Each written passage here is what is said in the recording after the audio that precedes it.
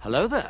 तो फाइनली मैंने नेटफ्लिक्स पर द इलेक्ट्रिक स्टेट देख ली। ये मूवी साइमन स्टैनहैम के ग्राफिक नोवेल पर बेस है, जिसके लिए मैं काफ़ी ज़्यादा एक्साइटेड था क्योंकि उनका ग्राफिक नोवेल बहुत ज़्यादा अच्छा है। अच्छा हुआ ये मूवी नेटफ्लिक्स पर ही रिलीज़ हुई। अगर थिएटर्स में रिलीज़ होती तो बहुत बुरी तरह फ्लॉप होती। 320 मिलियन के बजट में बनी इस मूवी में वो बात नहीं जो इसके ग्राफिक नोवेल में है। सबसे पहले हम इसकी स्टोरी की बात कर लेते हैं। मूवी से एक अल्टरनेट रियलिटी में सेट है, 1990s में सेट है, जहाँ ह्यूमंस ने रोबोट में के मामले में काफ़ी ज़्यादा डेवलपमेंट कर ली है। अब ज़्यादातर काम रोबोट्स ही करते हैं ह्यूमंस का।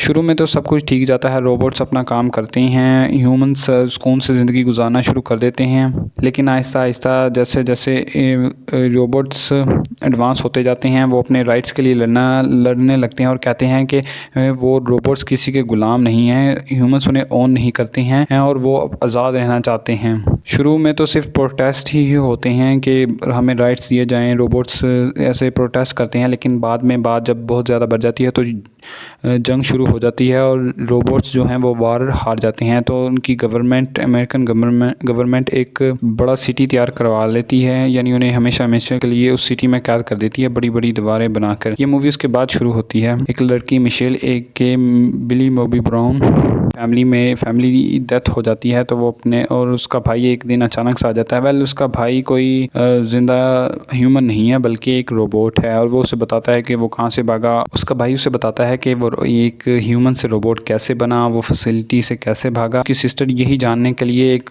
सफ़र पर निकलती है, एक एडवेंचर पर निकलती है, जिसका साथ किड्स देता है एक ड्रिफ्टर और उसका क्यूट सा रोबोट उसके साथ चलता है। ये मूवी डिस्टोपियन एडवेंचर और साईफाई की थीम को साथ लेकर चलती है। यही मूवी इस मूवी का एक वैलिड पॉइंट आ जाता है।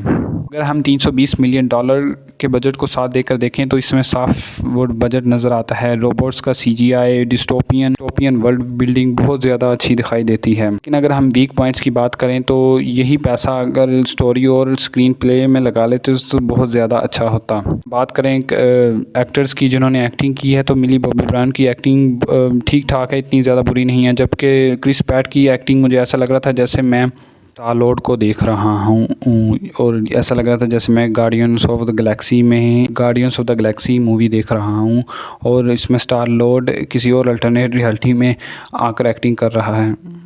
अगर हम एक और वीक पॉइंट्स को देखें तो वो है रोबोट्स। हमें रोबोट्स से इमोशन होना चाहिए, लेकिन रोबोट्स के साथ हमारा कोई भी कनेक्शन या इमोशन नहीं बनता। रोबोट्स मर रहे हैं, हमें कोई महसूस नहीं होता कि कौन मर रहा है कौन जी रहा है। इस मूवी की थीम बहुत ज़्यादा अच्छी है, लेकिन आप रोबोट्स के साथ कनेक्शन बना ही नहीं पाते हो। आपका उनके साथ किसी किस्म का कनेक्शन बनता ही नहीं है। क्योंकि CGI का कुछ ज़्यादा ही इस्तेमाल हुआ है, इसमें रियलिज़म की बहुत ज़्यादा कमी है। मूवी में कई अच्छे सीन्स आ जाते हैं जब आपको ये मूवी बहुत ज़्यादा एंगेजिंग लगती है और आप इसके साथ चलने लगते हो।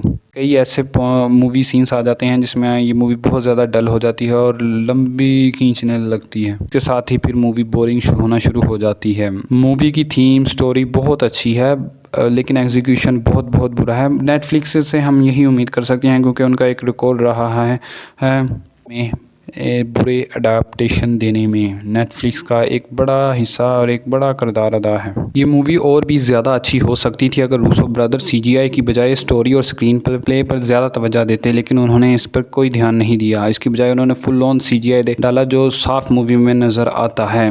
ये मूवी उस केक की मिसाल है जो दिखने में तो बहुत अच्छा है लेकिन खाने में बेस्वाद है।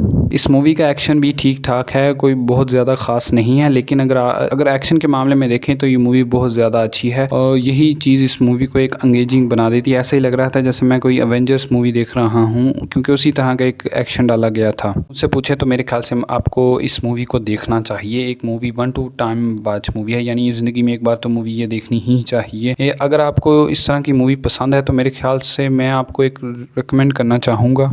प्राइम वीडियो में आपको टेल्स ऑफ द लूप देखनी चाहिए, जो इन्हीं राइटर साइमन स्टैनहैम के बनाई हुई सीरीज़ है, जिसमें साईफाई, रोबोट्स, अल्टरनेट रियलिटी सब कुछ दिखाया गया, जो मेरी नज़र में एक मास्टरपीस है। बस फ़र्क है उसमें एक्शन नहीं है, उसमें स्लो पेसिंग है, रोबोट्स के साथ कनेक्शन और इमोशन का भी बताया गया है कि रोबोट्स के आ जाने से क्या होता है। वो इसी वर्ल्ड में सेट है अगर आप मुझसे पूछे तो। या ये मूवी एक अच्छी मूवी है अगर हम एक्शन को ध्यान में रख कर देखें, लेकिन स्टोरी के मामले में ये मूवी किसी काम की नहीं है। तो आप ये मूवी देख रहे हैं या आपने देख ली है तो मुझे कमेंट्स में ज़रूर बताएं।